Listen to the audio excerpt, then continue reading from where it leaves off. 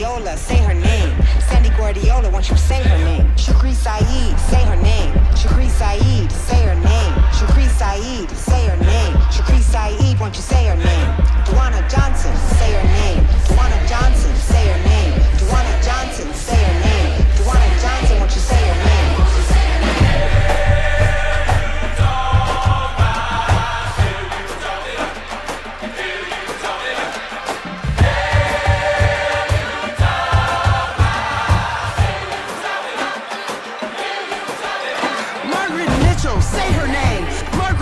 Say her name. Margaret Mitchell, say her name. Margaret Mitchell, say her name. Maya Hall, say her name. Maya Hall, say her name. Maya Hall, say her name. Maya Hall, won't you say her name? Taisha Miller, say her name. Taisha Miller, say her name. Taisha Miller, say her name. Taisha Miller, won't you say her name? Say her name. Say her name. Say her name. Say her name. Say her name. Say her name. Say her name. Won't you say her name?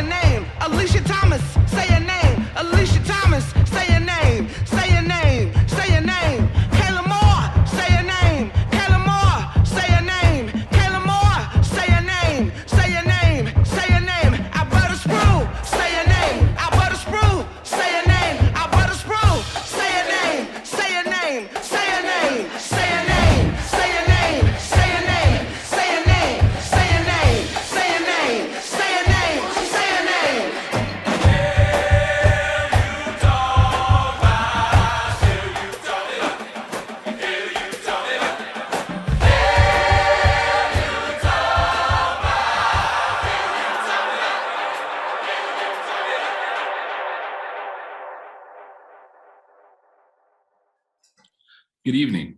I am Kevin Minofu, Senior Research Fellow at the African American Policy Forum and one of the producers of Under the Blacklight. I'm delighted to be the guest host for today's episode.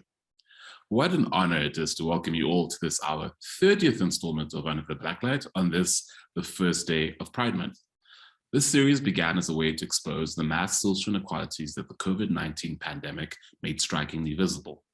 It then developed to document and analyze the largest political mobilization in American history that took to the streets for Black lives. This series was then a space to strategize against the subsequent backlash to that movement that has metastasized around the country to roll back not only the partial gains of 2020, but the entire racial justice project. For months, racial justice advocates had been warning that the right-wing campaign to attack critical race theory and silence meaningful discussions of racial justice would not stop there. Instead, it was clear that this was part of a long-term plan to create fertile ground for a retrenchment strategy that sought to attack a plethora of social justice pillars, from LGBTQ rights to abortion access and voting rights. The retrenchment we've witnessed since the mass mobilization prompted by the murder of George Floyd, which includes the attacks on CRT, the 1619 Project, and on anti-racism more broadly, is now being used as ground zero in attacking all other social justice movements.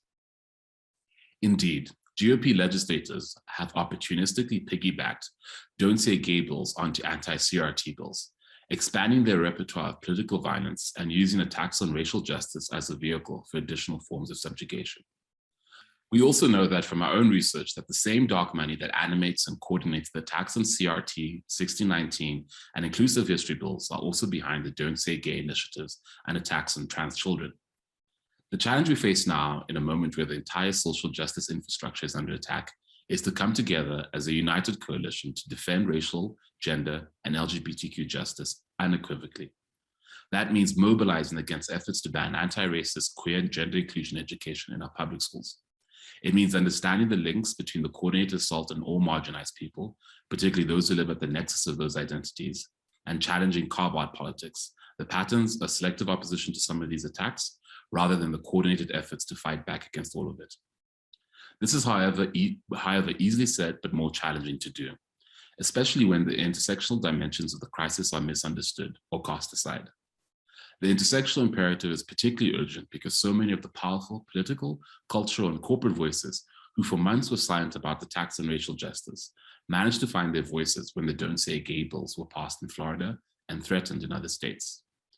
Politicians such as President Biden, Kamala Harris, Secretary of Education Miguel Cardona, the Disney Corporation, and over 150 corporations joined together to oppose Florida's efforts to stigmatize and silence the recognition of queer and trans people, while remaining silent by and large on the impact of anti-CRT bills on students of color.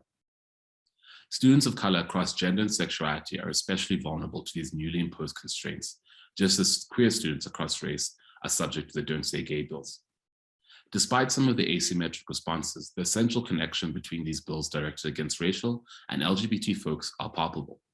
And that connection is a coordinated effort to erase the vital histories, narratives, and conversations that help children come into their identity and see themselves represented in society and in their communities. It is important for students to get a well-rounded, honest, and critical education about history, civics, and social sciences. This includes them understanding how the history of this nation is marred by racism, homophobia, and transphobia, and how the violence of our past continues to affect our present through systemic and institutionalized discrimination.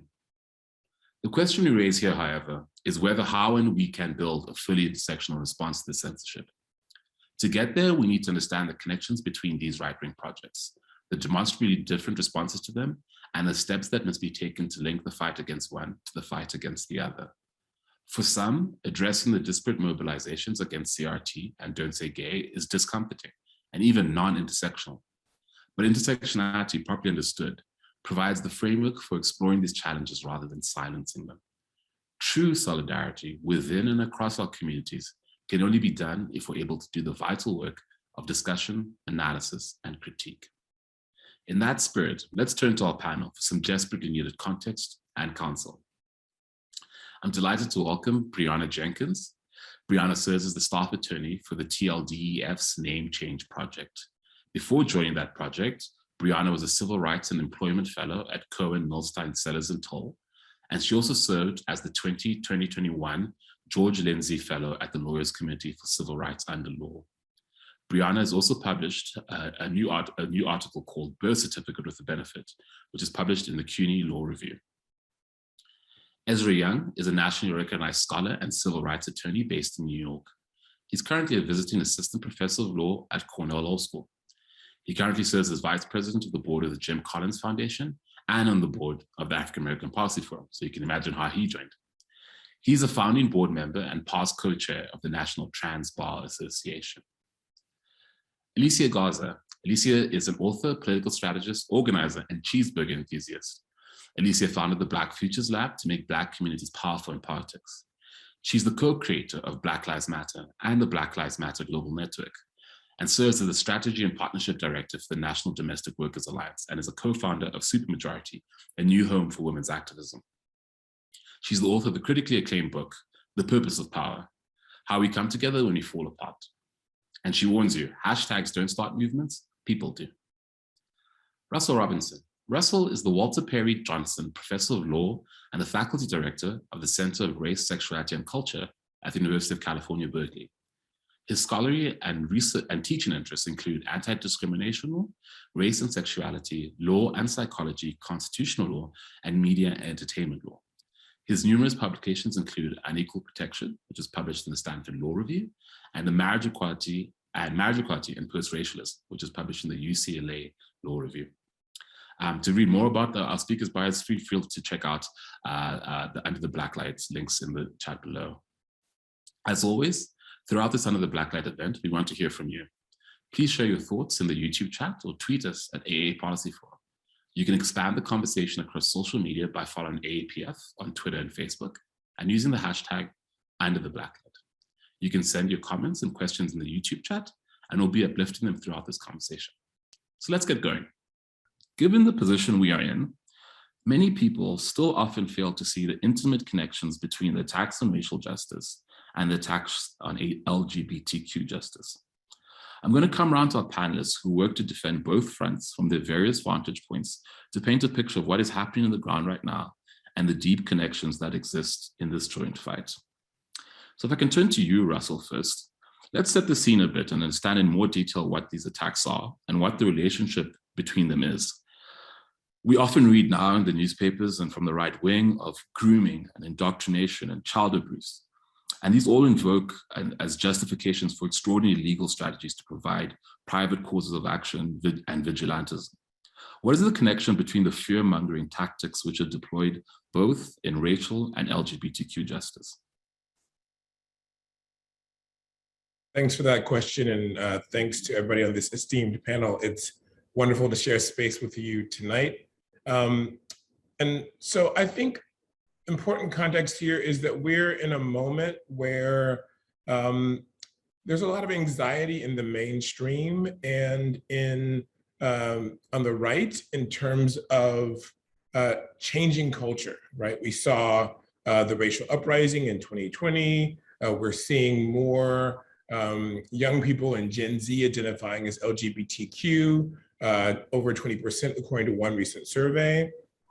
And really, I think what we're seeing is an effort to lock in the status quo to prevent progress. A lot of people in the mainstream are really freaked out about the surge in terms of racial justice movements, the conversations around anti-racism, conversations around white privilege, structural racism. These were things that really weren't mainstream in terms of the conversation 10 years ago.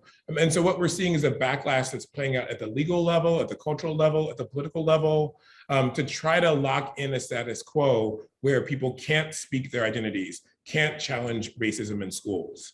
And so I think that's really important context for why we're seeing this language about grooming in particular, right? So Governor Ron DeSantis's spokesperson tweeted, "The bill that liberals inaccurately called Don't Say Gay would be more accurately described as an anti-grooming bill." In a second message, she added, "If you're against the anti-grooming bill, you're probably a groomer, or at least you don't denounce the grooming of 4 to 8-year-old children." So this is a long-standing stereotype of LGBTQ folks, but especially gay men, as sexual predators, as people that are interested in having sex with children. And so this is really playing on long-standing stereotypes and trying to create a moral panic. And it's also playing out in pop culture. So HBO's Bill Maher recently argued that being gay and trans is trendy, and quote, "California is creating transgender kids." He said that based on this recent survey that found that 20% of Gen Z respondents identified as LGBTQ, he said by 2054, we will all be gay. And that was not said as like a exciting future, that was said as like something that should scare us all. Those of us like me who are gay don't find that to be quite so disturbing, perhaps. But you can sort of see the idea of a moral panic they're trying to stir, that kids being free to speak their gender identity, their sexual orientation is seen as a threat and sort of a wave of transforming society in a way that's threatening to people in the mainstream and on the right. And one final point, just wanted to bring in the CRT connection, right? So some are also describing CRT advocates as groomers. The Center for Renewing America, which sounds awfully similar to Make America Great Again to me, argues in a policy report that, quote, "Grooming can be everything from teaching critical race theory concepts to 6-year-olds holding pride celebrations in elementary school classes." They say woke activists are trying to turn their children into anti-racists. I'll stop there. No, thank you so much for setting that out, Russell. And I think tapping into this paranoia and fear of a changing society that you described shows us why particularly this is happening at the public education level. It's the fear about what the kids are going to turn up to when they grow up that is able to exploit this. At the same time as this paranoia is existing, how does this obscure the particular lived experiences and compound discrimination that Black LGBTQ people have to suffer at the same time? I mean, it's really a shame that I think the implicit concern between a lot of these laws is focused on sort of white children and the idea that they'll be turned to be anti-racist, they'll be turned gay or trans. And so you can sort of see that there's not a concern or a focus on Black, brown, and other children of color, even though we know that in the public schools, children of color are disproportionately represented. And so this sort of focus on like preventing Amy from becoming an anti-racist is really harmful in terms of distracting us from ongoing decades-long problem of schools that remain segregated, under-resourced, the school to prison pipeline. So there's so many conversations we should be having, and instead the right wing is derailing that conversation so that we're worried about supposedly grooming white children. Thanks for saying that out. And I think it does tell us the urgency of this fight, because instead of, really dealing with the substantive issues that face children, we're having to spend so much time to even defend, just the bare bones of what it means to be, go to school and be educated about the world and about yourself. So thank you very much for saying that out, Russell. Bryanna, I wanted to come to you next and give us a sense about, the legislative trajectory of some of these bills, and also particularly in where your vantage point as an attorney who works in this area. We know that these laws towards LGBT youth are not new or particularly original. In the 1980s and 90s, many state legislatures passed similar laws that constrain discussion of LGBTQ life in schools much more explicitly. We think about Texas, Louisiana, Mississippi, Oklahoma. I think Texas still has some gag laws about LGBTQ conduct, despite the fact that gay sex was overruled and legalized in Lawrence versus Texas over 20 years ago. But in the past few years, several states have struck down these older laws, and we call these laws the no promo homo laws, a move that came after advocacy groups challenged them with lawsuits. And presumably lawmakers knew that they could no longer hold these laws up in court. Now that these no promo homo laws are back and reignited by attacks on critical race theory and racial justice, can you explain to us how did we get from no promo homo to the current don't say gay laws via anti-critical race theory laws as well? Sure. So right now we're in the midst of visibility. The first type of visibility that we're seeing, particularly of LGBTQ folks just in the world, but particularly after and also we've been getting a lot of legal and cultural wins, specifically with Obergefell and then the Bostock decision in 2020. So with these wins, there always comes the swift backlash for our communities.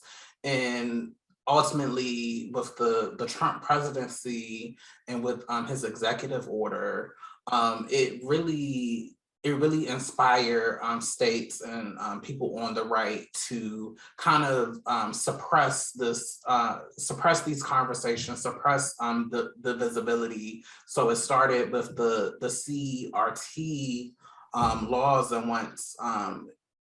once those were successful in their own way, you kind of see that it laid the groundwork for the quote unquote don't say gay, because a lot of the language from those bills were just taken, ripped, copied and pasted to create these laws that also targeted really creating awareness of LGBTQ issues in school, and really using children and the innocence of children and the protection of children as a scapegoat for people to just live out their bigotry.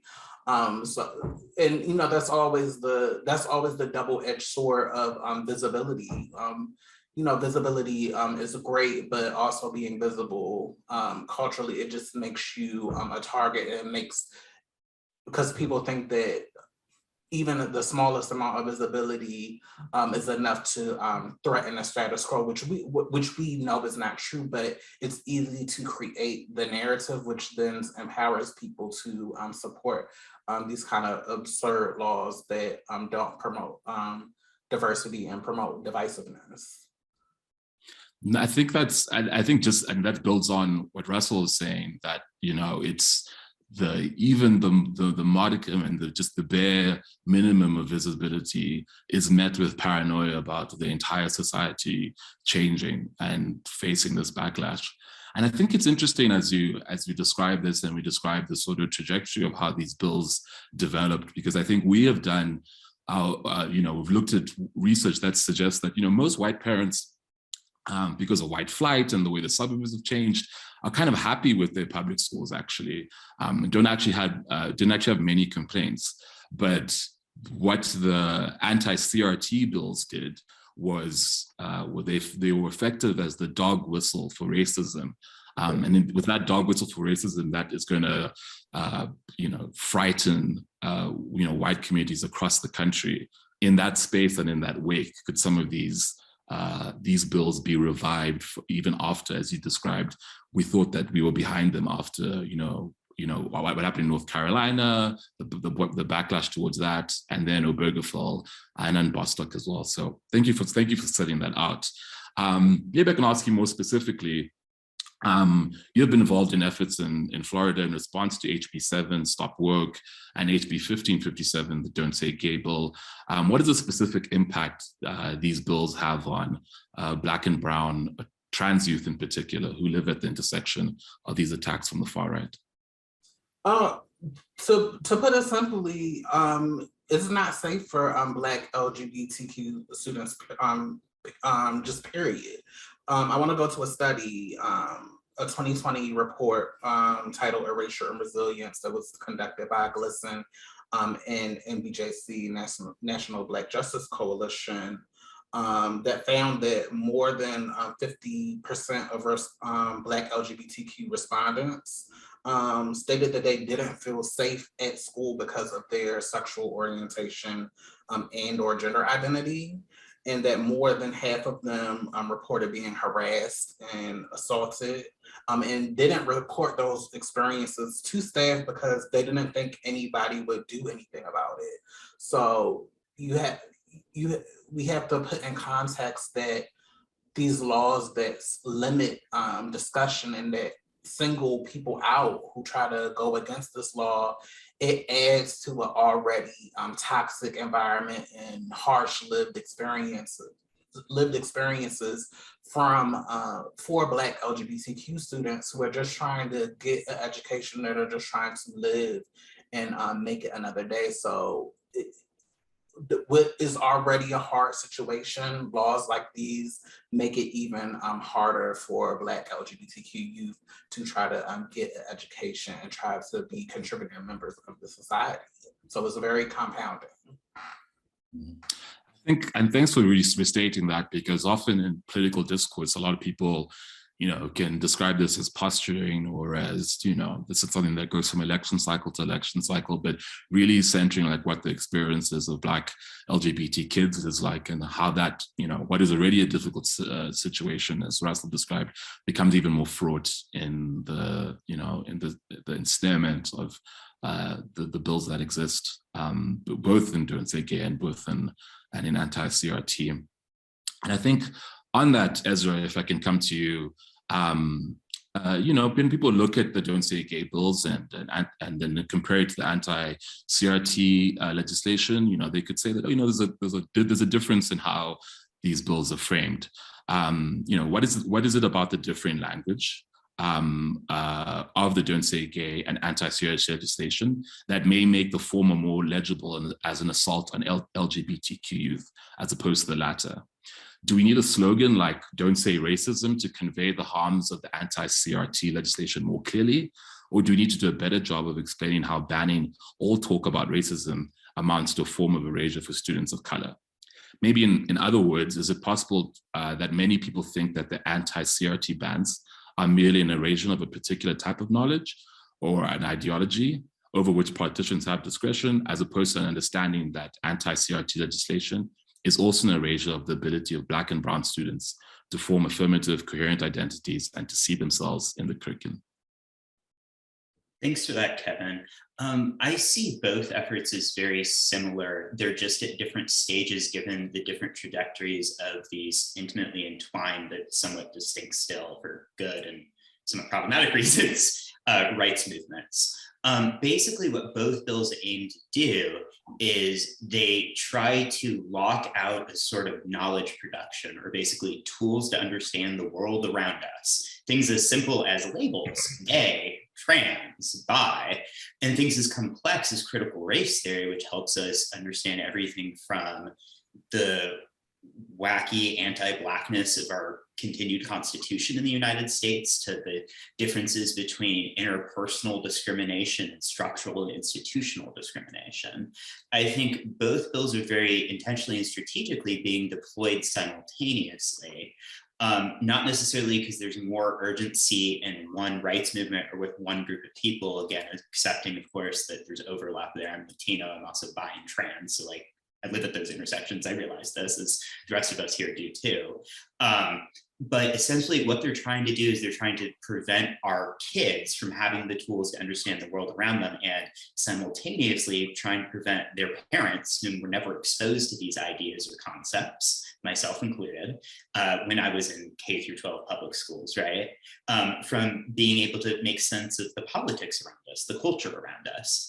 It's basically like putting beer goggles on everyone. We can't look at our history truthfully. We can't look at our present truthfully. We just have to go down with these slogans.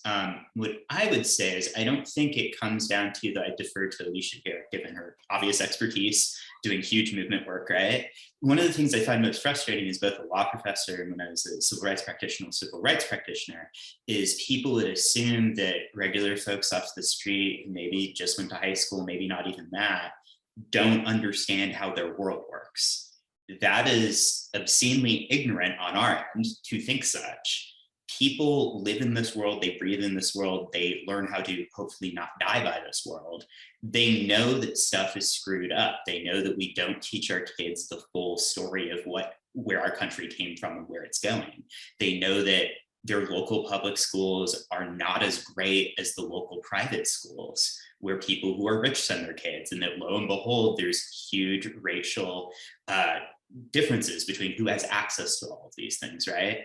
I think what we need to do is sort of show people and shine a light, knowing we have to educate them simultaneously, because most of them weren't exposed to these ideas and don't have this language yet, sort of how these tools are helpful, how they help reveal truths about their own past, and what, as well as help them and their kids hopefully grapple with the huge problems our nation's having right now.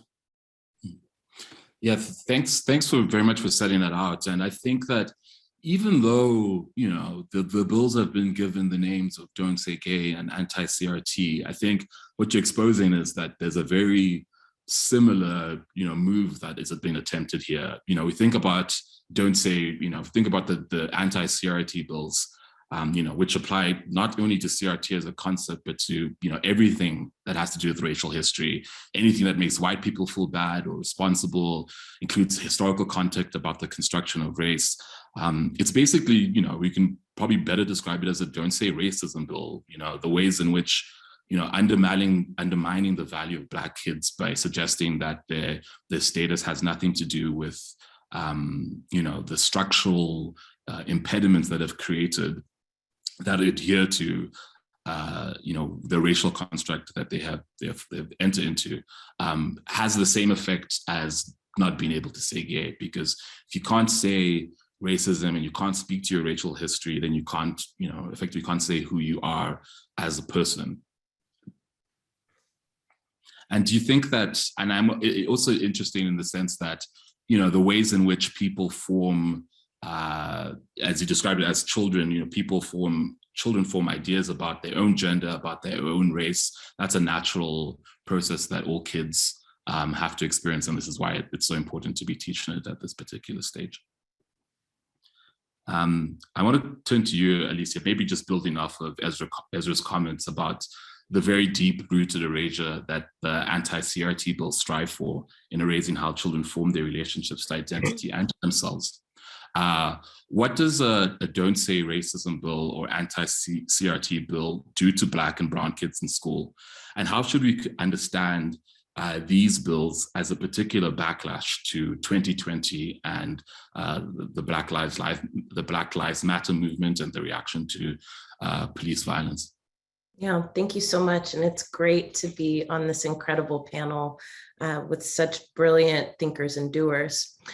I mean, the short answer to what this does to Black and brown kids in schools is it serves to ensure that these kids don't feel like they belong.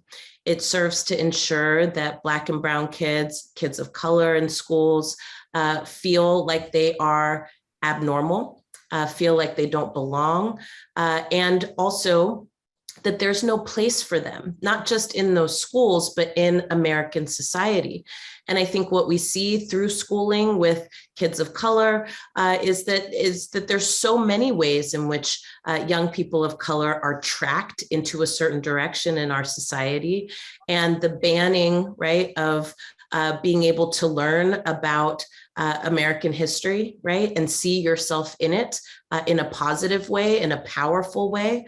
The banning of being able to use the bathroom that you need to use, the banning of being able to kind of be seen as a full three-dimensional person that deserves dignity and respect.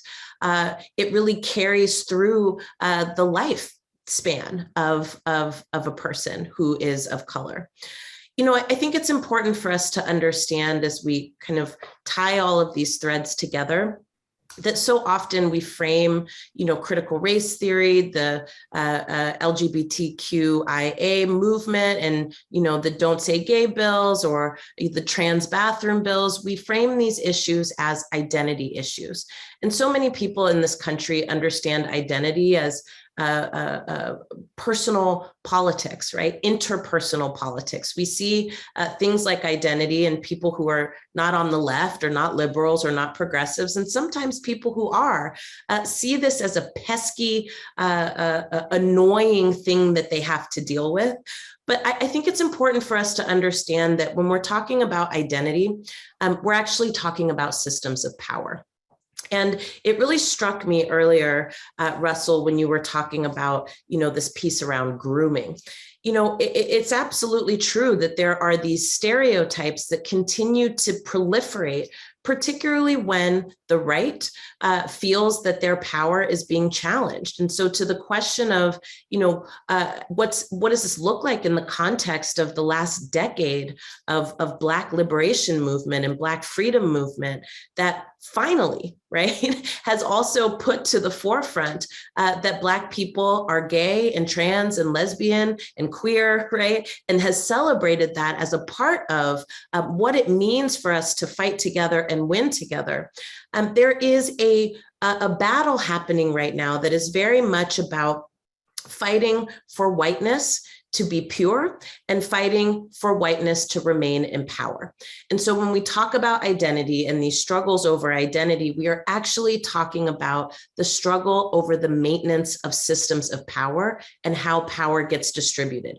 Who gets to decide, who gets to make the rules, who gets to tell the story, who gets to be a part of the story, and then where resources go and where they don't go. And there is a lot of anxiety in this conversation that is also very much about not just a shift in political power, which Black folks have been ushering in over the last decade, but certainly there is a fear around the changing demographics in this country. And when you look at the attacks on the Black liberation movement of this generation, when you look at the attacks on the LGBTIA movement, when you look at the attacks on trans people specifically, this isn't an interpersonal issue. It's a question of, and people will say this to you, right? When you ask them, well, what is really your beef about this? And they will say that they think that, you know, different groups, Black people, trans people, gay people, are getting too many rights at the expense of, right, other folks, right, who have had rights this entire time, have had the full suite of rights, but they feel that there are rights being taken away from them and given to other groups instead. And so I think it's just important to contextualize that, because otherwise I do worry that and Ezra, I was so grateful that you brought this up, that it's not an either or, it's a question of how these things interact and intersect. And it's a question of how we understand the backlash of the right conservative movement to the policy change and the cultural change and the demographic change that is happening in this country. So whether we are looking at Black movement as overly confrontational, right? Whether we are looking at trans people and queer people as groomers, right? These are all ways to stoke that anxiety and change the way that people act. It matters, right? If parents and kids say, we actually want a world where everybody belongs. That is in complete contradiction to the way that this country is set up and structured. And so a movement that has been in power for so long, most obviously is going to fight to remain in power. And these are some of the strategies that they use to do it. Now, who suffers from that? Black kids, brown kids, right? Trans kids, queer kids, and everybody who is all of those things at one time. And it's not just a personal suffering, right? It actually impacts people's ability to live full and dignified lives on every single level, from housing to healthcare to education and so on. Thanks so much for so powerfully setting that out, Alicia, because I think, as you said, like so often this conversation gets reduced down to identity, but if it was about identity, we wouldn't be able to understand this as a particular backlash to 2020, right?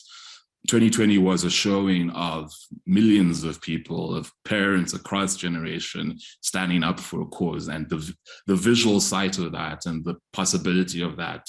It doesn't take a social scientist to show like why this particular moment of backlash against on all these fronts arrived not soon after that just once in a generation mobilization, and something, as you also pointed out, has been bubbling and moving and coalescing for many more years before that as well. So thank you so much for setting that out. And thank you to our panelists for really getting us going and cooking as we get started here today. Before moving on to our next set of questions, I'm going to ask AAPF's Creative Arts Administrator, Owoye Timpo, to give us a brief rundown about what we've been hearing online and in the chat so far. And then we'll move into further discussion with our panelists. Owoye, how's it looking? Hey there, Kevin. Thank you so much. There are a lot of really wonderful comments in the chat, and folks are really appreciating the breadth of the conversation in terms of what the impact is on youth and students as well as adults. And everyone is really loving the conversation around personal politics, about identity, and Alicia's point about how the right has successfully linked the relationship between identity and systems of power. There were a number of comments about the idea of using innocence and protection of children as a way for people to live out their bigotry. And there were echoes for Bryanna's comments about the double-edged sword of visibility. One of the many interesting questions was, how do we change the assumption that rights are zero-sum? So thank you so much to everyone in the chat. There are a lot of words of thanks to the panelists for all of your extraordinary work. So I'll toss it back to you, Kevin. Thanks, Owoye. There's some really powerful things that are happening in the chat and online. So please keep them coming as we continue this conversation. Jumping right back into it. As I said, thank you all for really setting the table and just showing like what is at stake and the intimate connections that exist in defending racial and LGBTQ justice. Given the clear need we have to respond to these issues with the united, intersectional and coalitional energy that they require, it may surprise no one to find out that this does not seem to be what happened. For months, we received mostly radio silence from top government officials, cultural figures, and the business community on the ways in which racial justice was being systematically written out of American schools and thus American life. In sharp contrast, when the Don't Say Gay bills emerged, both President Biden and Education Secretary Cardona roundly condemned the move, something which would have been almost unthinkable from those two offices 30, even 20 years ago. Under pressure from its employers and partners, Disney finally decided to publicly oppose the Don't Say Gay bills in Florida. This company was supported by over 150 other corporations who we know have enough political power to reverse pernicious laws. We can think about when this happened in relation to the organizing around the trans bathroom law in North Carolina. We saw major speeches at the Academy Awards further denouncing Don't Say Gay measures too. And while institutions have been quick to offer trite quotes that they support diversity and inclusion, we've yet to see the organized troops come in to defend racial justice in the same way. So is this asymmetry palpable? And if so, what should we make of it? And how should intersectional framing help us think about it? So given that setting for this section, I'm going to come to Russell first. Why might it be more politically expedient for those in power to weigh in on the Don't Say Gay bills, for example, and not the preceding attacks on race? I think there was a recent Washington Post article which suggested that the Republicans may have gone too far on their attacks on LGBT issues, but we're not surprised that we haven't seen the same overreach commentary applied to GOP attacks on race. You have written extensively about the ways in which the movement for marriage equality, which is the central civil rights concern for the LGBTQ movement for the last 3 decades, leveraged the moral authority of the civil rights movement in pursuit of that goal, while at the same time jettisoning any concerns of LGBT folks of color, and then scapegoated Black communities in particular, for example, in California's Prop 8 initiative. What does this history reveal about the particular ways that we can understand these asymmetrical responses I laid out at the top of the segment? Thanks for that question. Yeah, so I think it is complicated to try to unpack all of the factors that explain the differential response to Don't Say Gay versus the anti-CRT bills. I don't think I can fully unpack them in this space, in part because I'm still trying to figure it out. I do think one of the factors is that people don't in general understand what CRT is, and unfortunately don't realize that the bills that ban CRT are actually bans on anti-racism broadly.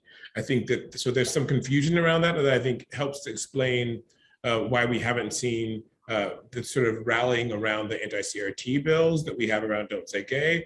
But an important factor, although not the sole factor here, is I think the longstanding practice in terms of the mainstream LGBTQ rights movement and the broader culture of whitening LGBTQ and gay rights, sort of conflating those two communities. And so one of the mechanisms for this is that the movement has tended to anoint white affluent people as the face of the movement. We saw this in lawsuits challenging the restrictions on same-sex marriage, the selection of people like Edith Windsor, who not only was white and wealthy, but also very gender conforming. She sort of wore t-shirts at pride parades saying, nobody knows that I'm queer, right? And so like that was seen as an asset by the movement, that they wanted somebody who looks just like a straight woman, somebody who could fit in and mix and mingle with Supreme Court justices and not be seen as different or unusual or threatening.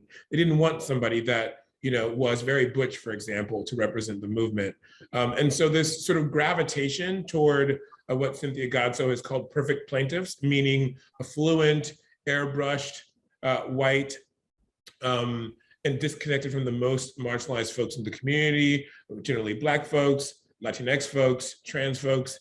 That sort of whitening of gay rights and LGBTQ rights, I think, is an important context for why Don't Say Gay is seen as more sympathetic to some people, because it's not seen as enmeshed with the sort of messiness of racial justice.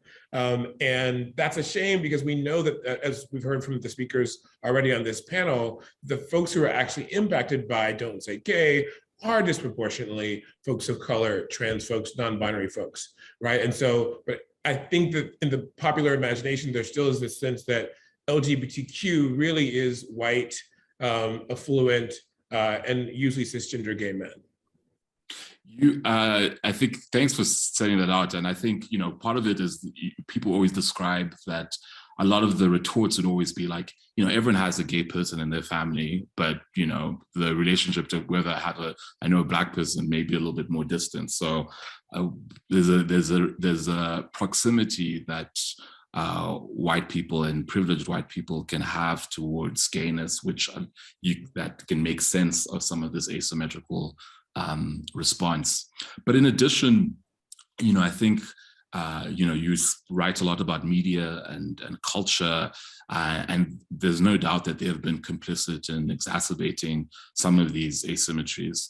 Have you noticed anything about the way mainstream media and Hollywood have responded to Don't Say Gay and anti-CRT bills that may contribute to the problem that you're describing? Well, the Oscars was interesting. It included for the first time 3 women, 2 of them Black, one of them a Black lesbian as the hosts. And they brought up "Don't Say Gay" and sort of said, we're going to say gay, we're going to, defy this law. And there was applause for that. Elsewhere in the ceremony, social justice-oriented actors like Jessica Chastain, who won Best Actress, championed the LGBTQ community, as they should. So again, I want to be clear, I'm not criticizing Hollywood championing LGBTQ rights and opposing "Don't Say Gay." I just want to lament the fact that we don't see a similar challenge to the anti-CRT bills and broadly the attack on anti-racism, that hasn't resonated with the Biden administration, with people in Hollywood in the same way. Another reference point is the New York Times, which has extensively covered the debate over "Don't Say Gay" and the anti-CRT laws, but in different ways. So the "Don't Say Gay" coverage has included several op-eds by LGBTQ figures such as James Kerchick, Frank Bruni, Will Larkins, a white non-binary teen impacted by the Florida law. And again, it's great that you're featuring people who've been impacted by this law, but there's also a lost opportunity in terms of, why can't we have also an op-ed where it's a Latinx trans person that's impacted by the Florida law? Like, why does the Times and a lot of mainstream media sort of turn to white people to be the main face of the movement? And then by contrast, and this really, rankles me, the most prominent voice in the Times on the anti-CRT laws is John McWhorter, a Black linguistics professor who is highly antagonistic towards CRT. He's not a lawyer, he's not a legal scholar. He's pretty open about, being hostile towards CRT, and they relied on him in op-eds and in podcasts to sort of explain CRT to the public. When there are actual CRT scholars that they could have tapped, like Kimberly Crenshaw, Paul Butler, Ian Haney Lopez. So there's something seriously backward about designating a CRT critic as the main representative of CRT in its pages. And this is a newspaper that people think of as very liberal, and yet we don't really see the Times focusing on CRT scholars and giving them a voice. Thanks so much for laying that out. And I think it's a recurring gripe and struggle that we have had, that for months the anti-CRT bills were considered maybe taking language from the bills themselves, a divisive issue, an issue that deserved both sides to debate about them, and they were controversial in a way that deserved that. And in fact, as you laid out, it was not even often both sides, it was often detractor side. It would be as ridiculous as Ricky Gervais being the correspondent for the Times on the "Don't Say Gay" bills or on the LGBT issues. You wouldn't do. I mean, that just wouldn't be possible. But it's startling that when it comes to racial issues, those are considered inherently divisive in a way that the coverage of "Don't Say Gay" hasn't resonated in the same way. Maybe last question, just speaking about Hollywood, and thank you for just describing the Oscars in that way. I was just thinking now of, I remember Patricia Arquette, when she won the Academy Award in 2015, saying in a pitch for equal pay for men and women, saying it's time for all the women in America and the men who love women and all the gay people and the people of color, we've all fought to fight for us now. And that sort of like clearly like non-intersectional critique was challenged at the time, actually, fair enough. It was one of the big moments, culture moments, where people challenged like that being, someone making that statement in that way. I wonder if you think that we will see a similar sort of challenge to the ways in which in "Don't Say Gay," the intersectional discourse about what comprises of "Don't Say Gay" is allowed to just only come from a white space and a white viewpoint. I don't know. I'm not that hopeful that we're going to see that come out of Hollywood. I think that speech was it sort of put a pin on single access politics, as Kimberly Crenshaw calls it, and it was a sort of perfect example of the opposite of intersectionality. And I think this is, sort of the beginning of the rise of social media, and so you sort of saw outrage. I don't know that I see something similar happening in the current moment. I do want to note, though, that Ariana DeBose won Best Supporting Actress and talked about being queer, and being Afro-Latina, right? And so she talked about all of her identities, and it feels like centering people who have intersectional identities, intersectional marginalized identities, is one way of talking about all of these issues. I think it's not surprising that somebody like Patricia Arquette would think about women's rights in a way that's really white women's rights, and that isn't fully integrating race and class. And so I think these sort of media gatekeepers, by providing platforms and more space for people who are living multiple marginalized experiences and supporting them and bringing all those identities to the table, then we will tell a fuller story in terms of fighting for social justice. Unfortunately, my experience has been that sometimes, some of the media gatekeepers actually pressure people to distill the issue down to make it simple. Just give me the gay narrative. Just give me the Black narrative. Just the Latinx narrative. I don't need all of them. That's too much. It's too complicated. Like, that's the sort of feedback that sometimes you get when you try to bring in intersectionality, that it's seen as too complicated. And so you can sort of see the bias towards single access politics. Thanks, Russell. And I think that really just shows the necessity of being able to tell other stories and more diverse stories that are able to, as you described, speak in a way that doesn't come from this single access point of view. Bryanna, I wanted to turn to you now, and thinking about these asymmetrical responses and what we can do about them. So much of the close history of Black and brown folks who have historically been part of LGBTQ discourses has been marginalized and erased. We can think of Pride itself, we can think of Stonewall related to it, but also there are others. We know that there's a particular history of the racial justice and its connection to queer justice. Can you speak to some of these instances, of erasure and the effect that it has on what we conceive of as LGBTQ justice now? Definitely. Like, when we look back now, particularly Stonewall, with the eye that we have now, thanks to CRT and just the political education that happens, like the education that I didn't get particularly at school, but just being in political movements, we can now look back at Stonewall, and there's a famous video from a year after Stonewall where Sylvia Rivera, that had the first Pride, and Sylvia Rivera was getting booed off stage by the gay white men in the crowd because it wasn't about them. And Sylvia was complaining about how trans women, particularly trans women of color like her and Marsha B. Johnson, were still having to prostitute on the streets, and how even though we're celebrating right now, and even then Pride was the original riots, they were about police brutality and harassment. They were about public accommodations, and just everybody thinks Pride starts at Stonewall, but 10 years preceding Pride, we have Cooper's Donuts riot in 1959 in LA, where LGBTQ folks were fighting against police brutality. We have Dewey's Lunch Counter sit-in in Philadelphia in 1965, where LGBTQ folks were fighting for public accommodations. Compton cafeteria riots in San Francisco in 1966. So CRT is so necessary now, because now when we look back and we think, who wrote history back then and who was intentionally left out, and what do we need to have to look back and see who was actually there, who was excluded, and using what we know now to uplift those voices, and also recognizing that these movements happen side by side next to the civil rights movements. A lot of these movements were inspired by the civil rights movement, which had queer folks as the centerpiece of those movements. So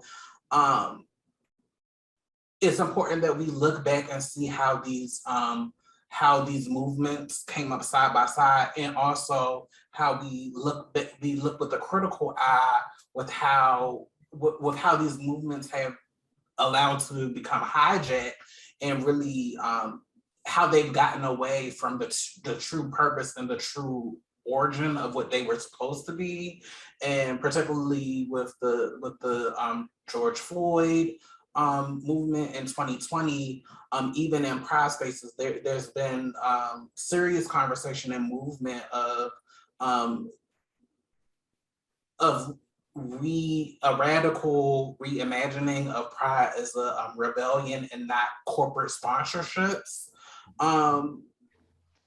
because it has become so whitewashed, because Black and brown folks, queer Black and brown folks have been excluded, have faced violence, have faced violence from the police who we're now inviting, and we're giving them floats, and we're taking their money. But they're also, when Black and brown queer folks now are doing demonstrations and they're protesting, we're allowing them to get arrested at these events, and we're prosecuting them, just frustrating the true origin, the true heart of what pride was supposed to be.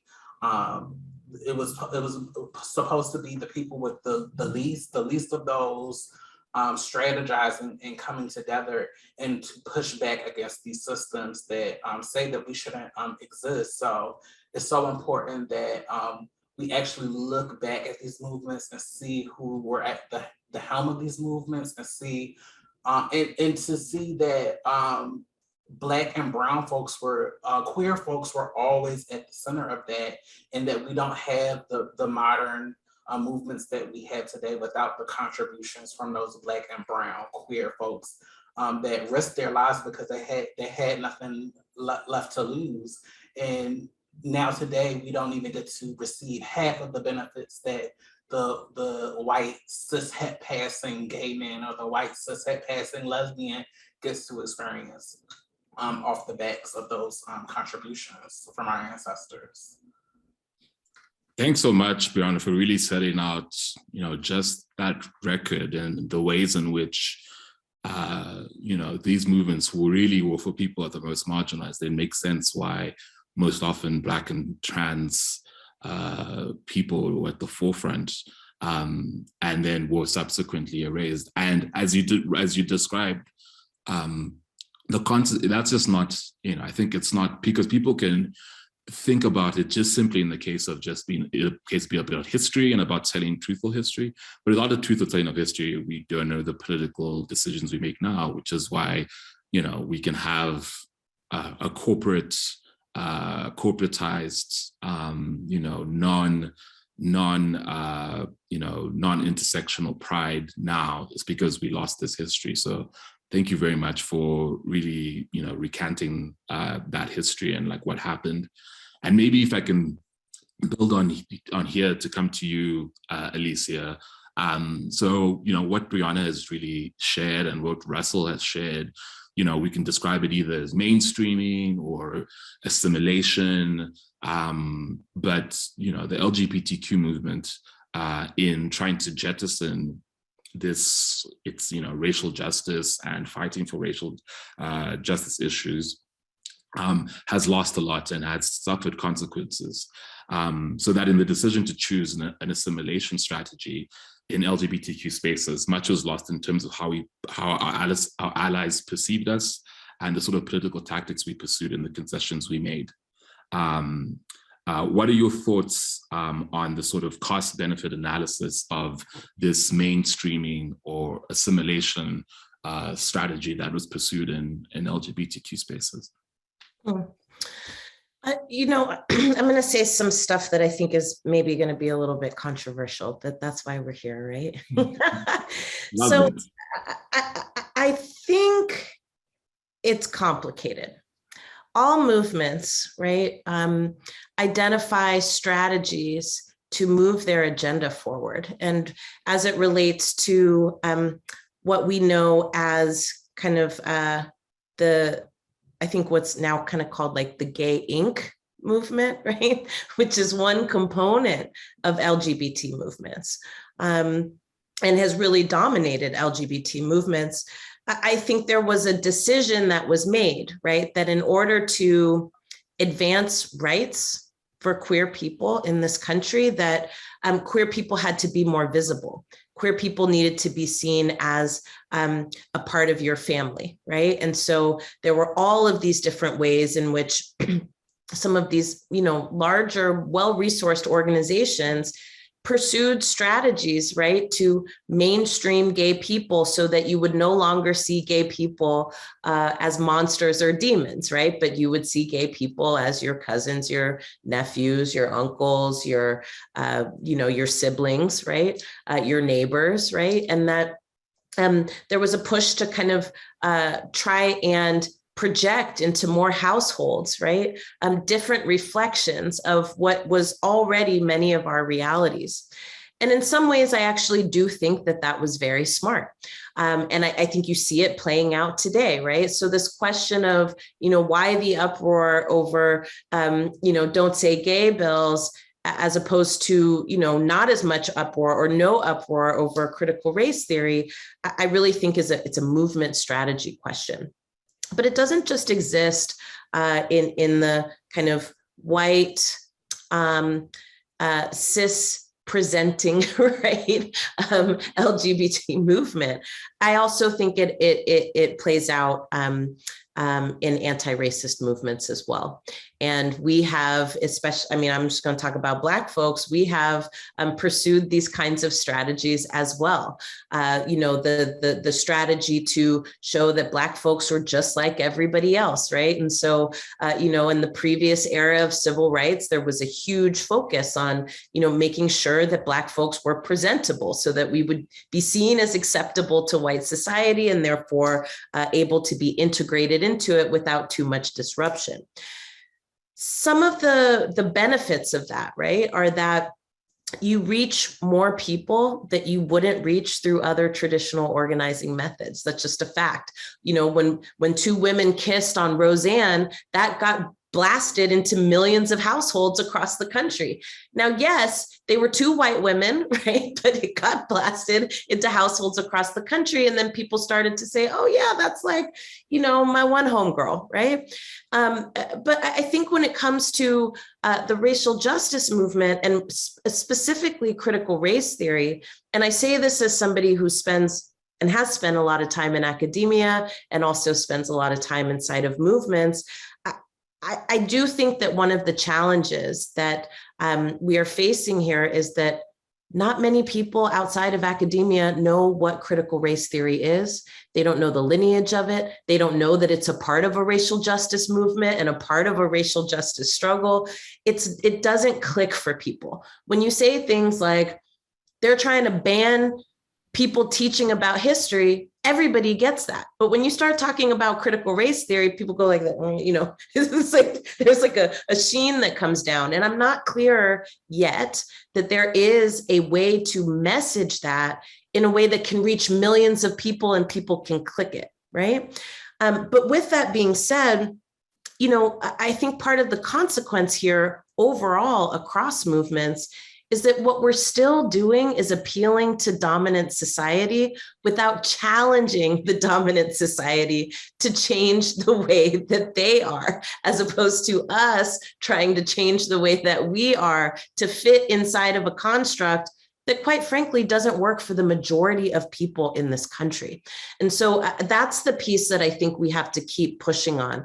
And Bryanna, I was so appreciative of you talking about, the mainstreaming of Stonewall and how Pride has now become, sponsored by Absolute Vodka and every other corporation you can possibly think of, right? But then we lose the fact that not only was Pride, the origins of it, a rebellion, but it was a rebellion of Black women and Black people and people of color, right? And so there's a way in which mainstreaming, it requires, right, that we still acknowledge power as it exists as legitimate, and that we're knocking on the door to be let in, as opposed to saying, right, what we're actually trying to do here is break down the ways in which our society is organized. And we want it to be organized differently in this way, from the economy, on down. And that, I think, is part of the challenge that we're facing right now.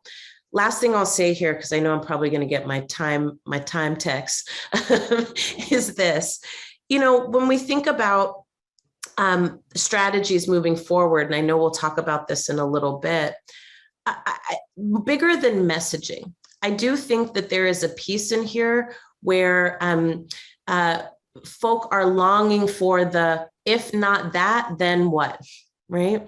And I really want to encourage, all of us who are trying to think about how do we generate the same level of outrage, right, around all of the ways in which our society is deeply unequal and inequitable. We have to be able to actually win over hearts and minds with a vision that people can touch, feel, smell, eat, and pay their rent with.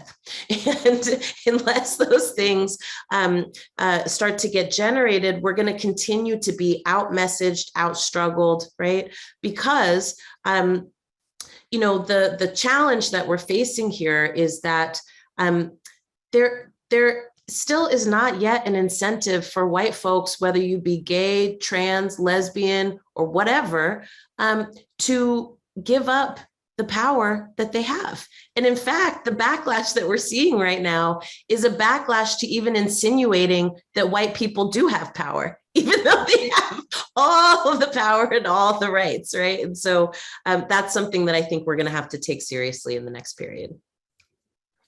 Thanks. I think that last part really, really resonated, and it also just brought me back into what you said before, because you're right. I think when people describe it as a critical race theory, it was used because it could be the cover for a lot of things. But what we discovered was, critical race theory meant everything actually to do about race. And despite the fact that we have been organizing on that, we still haven't seen the same sort of cachet, right? And when you think about it, and I think also as you described it in appealing to dominance and appealing to dominant society, I think you get, and also I think there's the racial element, at least when it comes to LGBTQ spaces, is so clear because, we had, I recall during the 2016 election, there was a faction, Twinks for Trump, socially liberal, fiscally conservative, like these appeals almost to not only to assimilate, but to assimilate to whiteness, always come back to bite people, because a lot of people who thought that, we could fight for LGBT justice separately from racial justice, as Bryanna set out with how these laws are cyclical, it's come back to bite a lot of people, that you actually can't fight without one without fighting the other. So thank you very much for laying that out. Ezra, I'd like to turn to you now. In the same ways, as Russell described, that the marriage equality agenda built off the civil rights movement, you can think of a similar way that the trans right movement has done a similar move, and CRT is not mutually exclusive from transness and trans litigation, and you use it personally in your work to inculcate an idea. I think you describe it as imbuing critical race theory into trans litigation. Maybe you could speak about what needs to be better understood within queer and trans politics to make the investment in CRT more legible for people, for queer and for LGBTQ people more broadly. Sure. It requires a brief story to set it up. So I was a litigator purely because my mentor, Kim Crenshaw, rightfully thought it would be impossible for a Latino trans man to be hired as a law professor in this nation unless I had a big public name. So she said, sweetie, it would be easiest if you went out and you won a lot of cases and they got in newspapers. And I'm like, that's insane. So I do that so I can get the job that everyone else gets straight out of a clerkship when they're 26 years old. Great. So anyways, I followed her advice, which was great. So I did it. And what I was really taken aback by was people just thought I was the luckiest damn SOB in the world because I take on what looked to them to be impossible cases, disproportionately cases of trans women of color. And I'd win in really red states in front of, a joke and not joke about it. I always have the luck of drawing the most conservative judge in the most conservative district, like every damn time. So like these were not cases on paper that I should have won, and definitely not cases that I should have won big, which I did again and again and again. And time and again, I'd have people come to me and be like, how are you doing this? I'm like, one, I work my ass off, right? And two, I'm actually just deploying critical race theory to read the systems of power, to conceptualize remedies that other people thought couldn't exist, to explain and break down these concepts to juries, to judges, to politicians, to policymakers. And lo and behold, this stuff really works really well. I push back against the idea that not everyone knows what critical race theory is. A lot of people do. A lot of people in power most certainly did, decades before it was sort of put on the chopping block. One story that I like to tell about the one and only and hopefully only jury trial I ever had. I won a jury trial in Oklahoma City in a federal court for a Native American trans woman in 2017. November. So it was like a year into the Trump nonsense. And it became really clear that I was going to win at some point. So the head of the university, because I was suing the university, like kind of like bad mouthing me when other people weren't in the courtroom when we were on breaks. And at some point he sort of looked like he'd been like hit upside the head, because I think the judge off record like told him like, you're going to lose really badly and this is going to be embarrassing, sir. To him, not me. And he was like, how on earth did you figure out how to do this? And I'm like, stone cold, I'm a critical race theorist. I was trained by Kim Crenshaw. She told me to go do big things in the world so I could be a law professor. And I wanted to make her happy and proud of me. And I wanted to win this so I could be a law professor. And he was just like thrown aback. That was the most horrifying thing I could say about my background. It wasn't that I was trans. It wasn't that I was Latino. It wasn't that I have too many Ivy League degrees. It was literally, you're a critical race theorist and you were using those tools to identify how these systems of power work, attack them, explain it to the jury who might not know all the lingo, but they know exactly all of these concepts. And that's how I got them to understand what was going on here and to win. I guess that's a long way of saying it's not just, we talk about sort of identity and separate movements, and that all deserves a lot of discussion. I'm glad we're doing it. The power of critical race theory and why it's such a huge threat is literally, it is the power to change institutions. It is the power to make massive amounts of people change their very conception of what the law is, what it should be, what rights are, and who deserves them, and who gets to wield them out, and who gets to not do that. And that's what they're attacking. Yes, it's an attack on Black people, but it's also an attack on each and every person in this country who is subordinated. It is the blueprint, the roadmap out of hell. And that is what they're trying to take away from us. Thanks so much for laying that out. And I pick that at you saying that it's not just about identity, even though that forms a part of it. It is really about these power structures and the ways in which they reproduce power, automatically almost. And I think both CRT and intersectionality come from that particular school of thought that animates that. So thank you again to all my panelists for this segment and really just laying out both how these asymmetrical responses exist, how they're historically contingent, how they are contemporaneously manifested. But a big part, where I would like to move to next, is thinking about a big part about these discourses is being able to call out that asymmetric response and be able to have the conversation as to why in, thinking about Black feminist spaces, why feminists should be called out, or white feminists should be called out, or in racial justice spaces, why non-gender inclusive racial justice should be called out. So this is a practice and a praxis which has existed part of in the community and in these spaces for forever. And Alicia, I'd like to come back to you here. A big part of our work at AAPF is guided by the mantra that you can't fix a problem you can't name. Why is it important that we call out the costs of, some of these mainstreaming strategies, and particularly call out the asymmetries and non-intersectional responses that they sometimes may beget? Yeah, I mean, the short answer is that I think when we leave people behind, right, we dilute our power. And frankly, we've seen time and time again throughout history how the exclusion of those who would rightfully benefit from their inclusion, right, has weakened the effort overall, from suffrage, right, to civil rights, to anything that you can think of that has been a struggle for change. I will say that some of what is at stake right now, though, besides the kind of broad platitudes, is that this backlash that we're experiencing right now is going to be successful unless and until we figure out a way to build those kinds of bridges and not be trying to leapfrog over one another.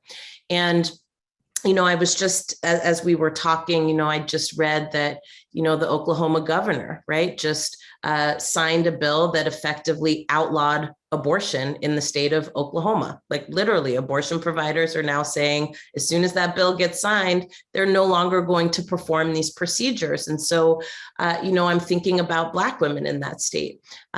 You know, I'm thinking about people who can get pregnant in that state that are no longer going to be able to have access to that. And even though that is true, we still continue to kind of talk about abortion as a women's issue, mostly like a white women's issue, right? We continue to talk about, you know, don't say gay as like mostly a white person's issue. We continue to talk about, you know, critical race theory as mostly like Black people's issues, but we're not actually seeing, right, the ways in which all of these attacks are attacks on all of us. And at some point, it's going to circle right back around to you. This is why I think this question of messaging is so important. And I want to say that, you know, as we kind of keep discussing, right, the asymmetries, I think our movements also have to do some Jeroming, as we say. So if anybody is a Prince fan and you've watched Purple Rain as much as I have, then you know that Jerome is Morris Day's sidekick, and Jerome's role is to make sure that Morris looks good. And so he's always flipping up that mirror so Morris can admire himself in the mirror. But me and my girls talk about Jeroming in such a way where it's like, you need to look at yourself, girl, and get your stuff together. And so, you know, in terms of our movements, I think there's some things that we need to be paying attention to. Number one, I think that we need to do some reckoning, right, about who we're reaching and how far we're reaching. And again, people don't like when I say this, but I'm going to say it again. The conversations that we are having that are deeply important to us for all of the reasons that they should be are still happening in circles that are way too small. And when I talk to my neighbor across the street about what she knows about what's going on, I can tell you 100%, we're not speaking the same about the things that are important to us. And even though there are a lot of similarities, I always have to be mindful about how I'm communicating what the problem is to even get people to talk about the solution.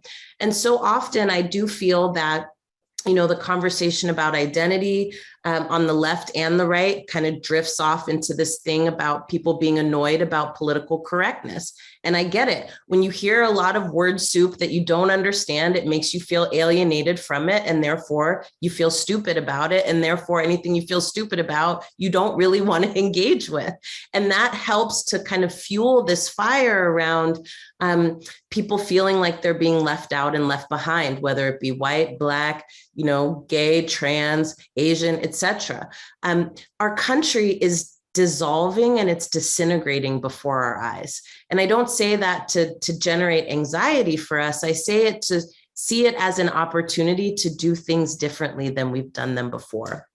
And one of the ways I think that it's important for us to kind of Jerome in this moment is to really start thinking about how do we reach more people in simple ways, right, about the things that are happening around us and help people make make it make sense, and not have to use 85 sentences to be able to do so. And so we need all of our best messengers, strategists, storytellers, right? We need all of these different approaches to be able to do that. And I think there's another kind of piece in here about, inside of a culture that is increasingly disjointed and alienated, we need to create more places of home. I can say, when we created Black Lives Matter, one of the big reasons that we created it in the way that we did was our experience of being inside movements where we weren't seen as our full selves. And in the racial justice movement, right, you start talking about being queer and, people's eyes started to glaze over. And then they started talking about stuff that you don't even want me to go over here again. So I'll just say, and all the way up to just straight up either violence, right, or deliberate exclusion, even inside of groups that were purporting to fight for my liberation, right? It was only a part of it. And so in this context where we are kind of disintegrating, I think it is worth it for us to be thinking about more ways to find connection, to find home, right? And also for people to see each other as each other's responsibility as opposed to each other's competitor. And once we start to be successful at that, I do think that we will be able to carry forward some of the victories that we've won over the last decade in particular, but over the last few decades, but also open up space for more victories. Thanks for saying that out, Alicia. And I think that, part of that, what you're speaking about and just what you described in terms of making space and making home in spaces that we're not our full selves is meant to be at home is part of what we are discussing now. And Russell, I'd like to come to you about this. So, one of the successes of intersectionality has been allowing folks to understand that their multiple identities are constitutive of themselves and indivisible in that sense. But much of the work goes beyond identity to understand the structural and political implications of power. Intersectional critiques have long been made against mainstream feminists for failing to grapple with race, against anti-racism for failing to grapple with patriarchy, and so on and so on. Yet, I think we're recently in trying to call out some of the asymmetries in the reaction to racial justice and LGBTQ issues from within our communities, and specifically against the relative silence among organized and political elites about the bans on anti-racism compared with a robust response to Don't Say Gay. One retort that we sometimes face is that this critique in and of itself is anti-intersectional. Why is the critique of white feminism and heteronormative anti-racism legible as an intersectional move, but this critique is seen as anti-intersectional? Do you think there's anything behind that apparent disconnect? And you're referring to a tweet that sort of went viral, right? A retweet that went viral where people, I think, misread Kimberly Crenshaw's words. I'm inclined to say a lot of it's an online phenomenon that, when you have to make a point in a certain number of carats and then people misread it and then somebody else reads the critic, and how they characterize or mischaracterize it, and then it just takes on a life of its own. So I don't want to give too much weight to a single tweet and the sort of chain reaction to it. I do think one way to overcome that dynamic is centering out queer people of color. So, when I give talks, I make a point of saying I am Black, I am gay. Sometimes I say also I'm a progressive Christian because I critique sort of the way that sort of evangelical Christians try to write their views into law, so that people can't say oh, and again, I feel like I'm obviously gay all the time, but I've had people not know that and think that I'm outside the community criticizing it. So I just try to be very clear that I'm in the community, but all the communities that I'm talking about, I'm part of it, right? Because it's harder then to say oh, you hate gays, right? But there is this phenomenon, right? Where I'm thinking about, I wrote this article about Mayor Pete and how controversial he is among a lot of young queer people. And there were Black and brown queer folks protesting at one of his talks in San Francisco, one of his fundraisers.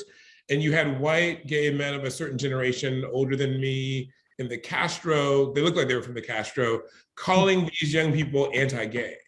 And then a Black woman says like, I'm queer, right? And so this idea that sort of the tendency to sort of not see us as part of the community, I think there's a longstanding trend in that way. Also back in, you mentioned, I think before Prop 8, and again, this is ancient history for some people, but in 2008, President Obama was elected and California voters eliminated the right to marry a partner of the same sex.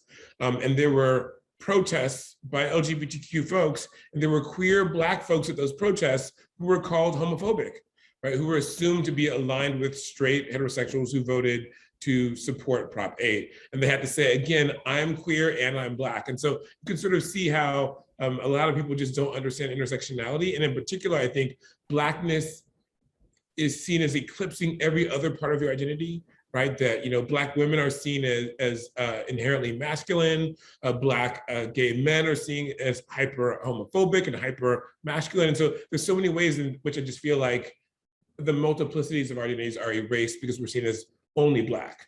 And we have to do extra work to make sure that people respect the other parts of who we are. I hope that's responsive. No, thanks for that. And I think that's really instructive, because I also think that part of it, also speaking from within the community, part of it is that because we are so beholden to the identities that we have, in suggesting even the disparate response or some sort of asymmetry, that often can come towards people as some sort of erasure. So in suggesting that they may have been for some, because of the history that had been so nicely laid out by all the panelists today, that people in power have been able to rush to come to the defense of some of the anti-gay and anti-LGBT legislation more readily, in making that critique, even for people, Black LGBTQ people, in kind of making that critique and saying that, one maybe has a more disparate response, that can often come across as, some sort of an erasure of your own identity within both of those communities. So yeah, thank you very much for laying that out. I know we have a little bit of time left, so I want to turn to the panelists to kind of take us home here. And, if you can be as to the point as you can, we think about the ways forward and what we can be doing to fight back. Bryanna, I'm going to come to you first. As we discussed, that these anti-LGBT bills, which have been languishing or dying, have been revived, which suggests that the right approaches these issues in a more intersectional and interconnected way than we often do on our side. What do we need to be doing to respond to this fight and their understanding of the connections between these fights better? I definitely want to piggyback on something Alicia said earlier. There does need to be a reckoning, particularly on our side, with the it's been coined. I didn't coin it. The movable middle, or the ones on the left who are liberal but act in a more conservative. There needs to be a reckoning, and I think there needs to be just understanding that liberation and really trying to get to the other side is not a one-time transactional act, that it is continuous. It's really going to take like a lifetime commitment of everybody being intentional to undoing these systems, funding these systems, really investigating how these systems are connected, and working towards offering full support of all of these systems. And just going back to what was stated in this conversation, I think about so many times, specifically in the LGBTQ movement, in this trying to appeal to the middle or trying to appeal to other people. Trans folks were chopped off the block so many times because we didn't want to, the transness thing is too much, and yet and still, we always come back to all LGBTQ folks being under attack. So it's more so us on this side learning from our own history and choosing to move in a way that is intentional and that is enduring, and not just funding something when it's in fashion or when it, like, truly being committed to funding these things when they're not in fashion, and funding all of the issues, not just cherry picking one issue. Because I think what we learn is the right understands intersectionality. They understand it extremely well. That's how they're able to fund multiple issues at the same time to oppress multiple types of people in order to advance their agenda. So it's imperative that we adopt that same strategy if we're going to survive this for the long haul. Thanks so much for that, Bryanna. Ezra, you've spoken about the ways in which uncovering, the litigation that you have been thinking about and uncovering the trans people who were seminal, trans people of color who were seminal in both of these fights. We can imagine a more capacious vision of social justice. Maybe if you could speak a little bit to that and just the history of this and how it can instruct us about the ways we should be moving forward. Sure, I think it sort of speaks to again, the power of critical race theory. So a lot of my scholarly work has been around sort of trying to reconceptualize how we think about trans rights, and in particular, how we think about trans people in the Constitution.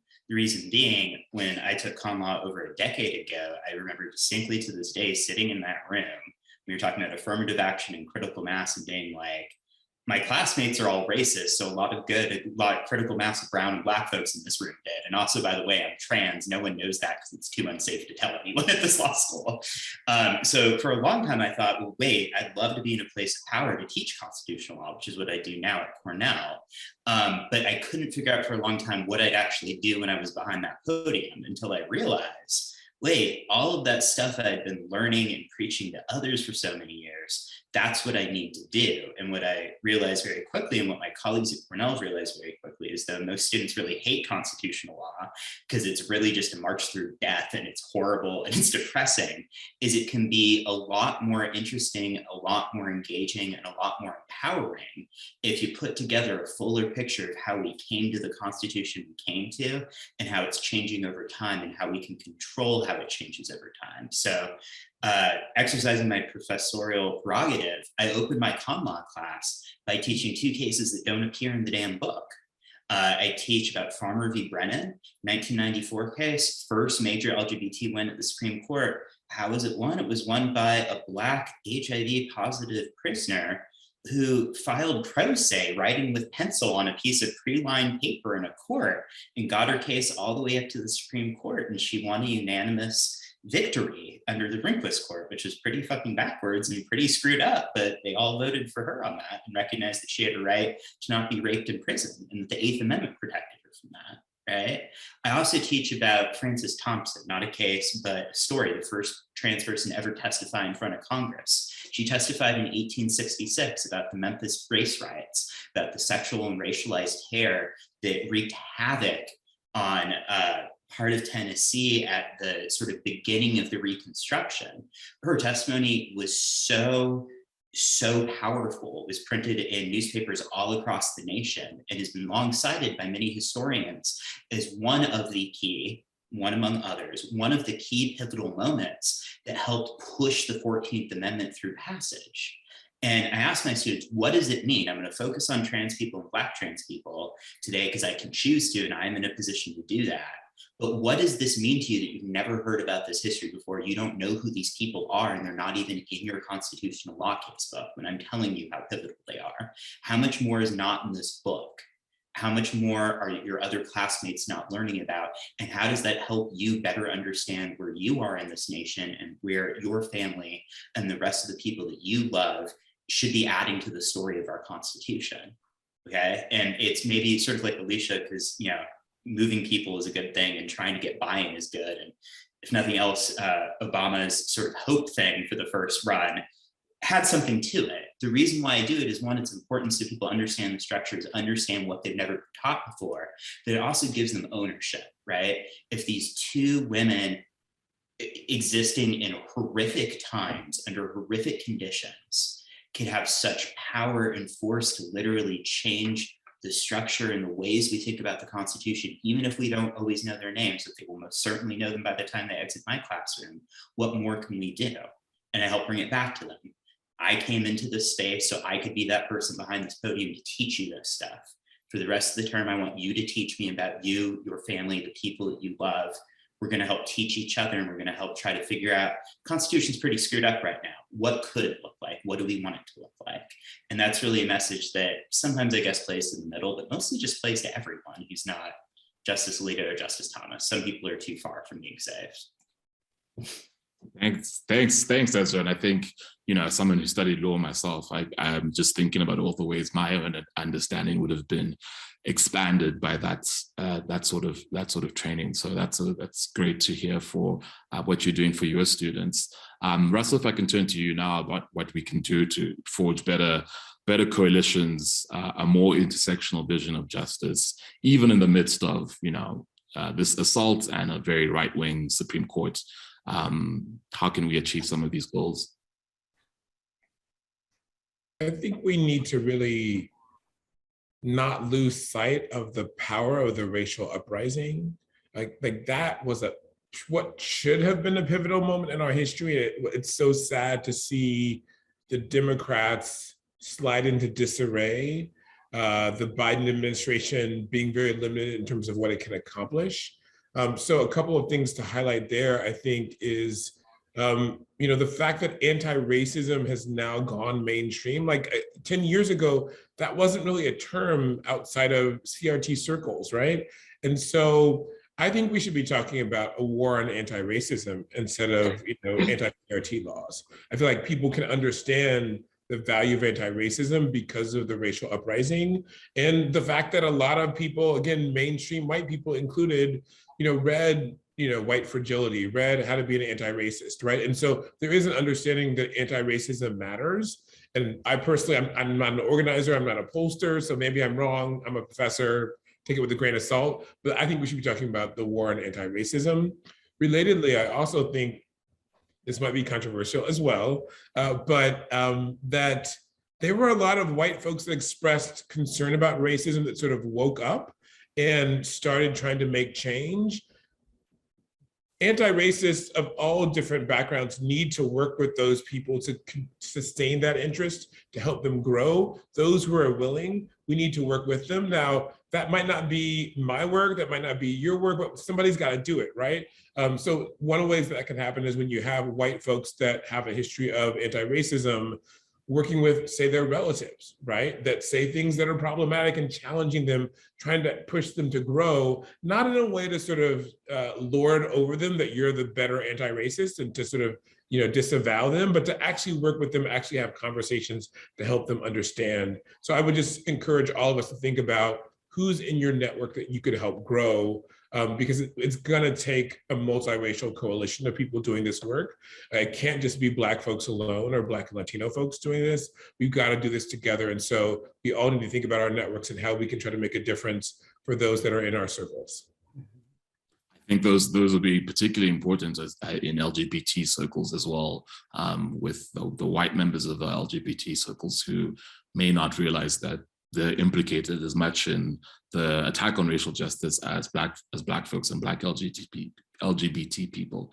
Alicia, coming to you last, we spoke a little bit about 2020 and the movement, and Russell's touched on it now, that we saw all of these, everyone was supporting it up and down the society, everyone was supporting it.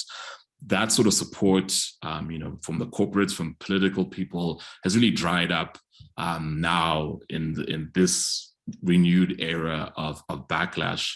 How do we reconcile that, and how do we rebuild the energy and momentum that we had in 2020?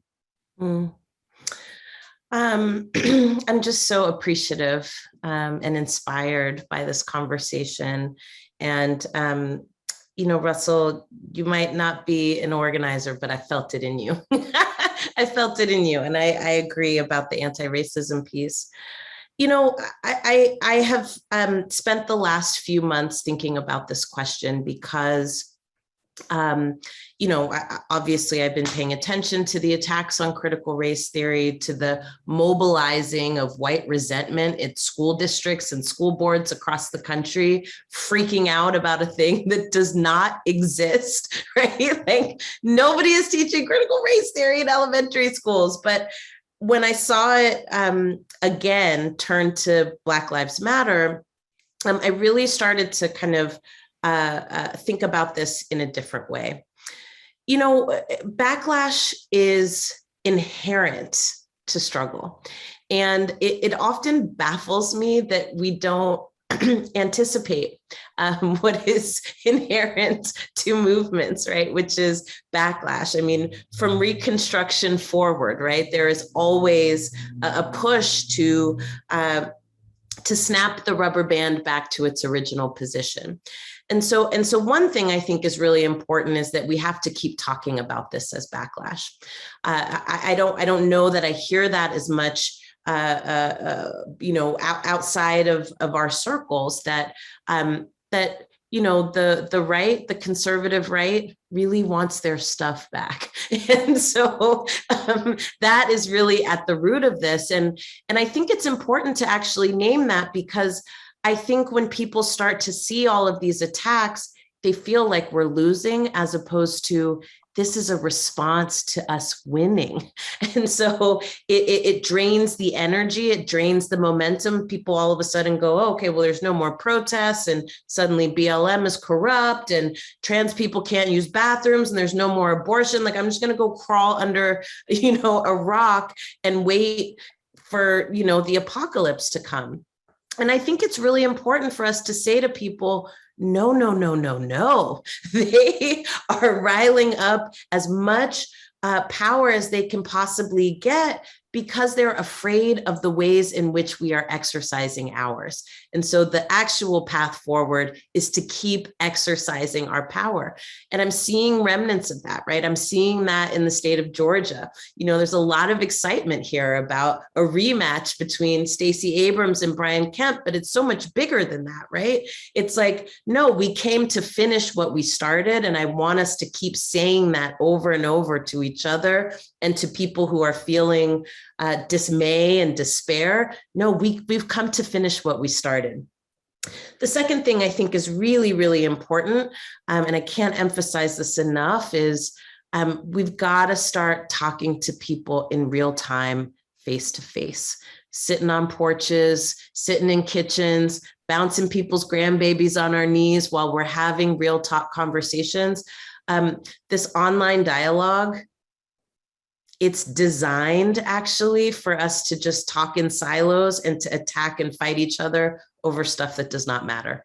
And there's a thing that's been lost here, right? Our opponents, and I don't think we should be like the right, but I'll tell you one thing they do really well is they get off those screens, honey. They are everywhere. They're in church groups, they passing out, green beans after the service, okay? And talking to people about joining their movement. And I think we need to do the same.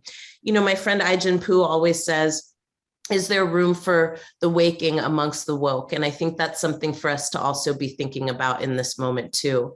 We need more soldiers. We need more fighters, and people are going to come into this fight imperfect, a little bit raggedy, not knowing all the things. And we need to be able to say yes and, right? And so I'm hoping, my wish for us in this next period is not only that we finish what we came to do, but that we figure out more and more entry points for people who are learning, who are struggling with these ideas, they're struggling with these values and saying, where do I stand? And I hope that we're offering enough entry points and homes for people to say, I don't got it all, but I know who my people are, and I know who the enemy is, and it's not each other.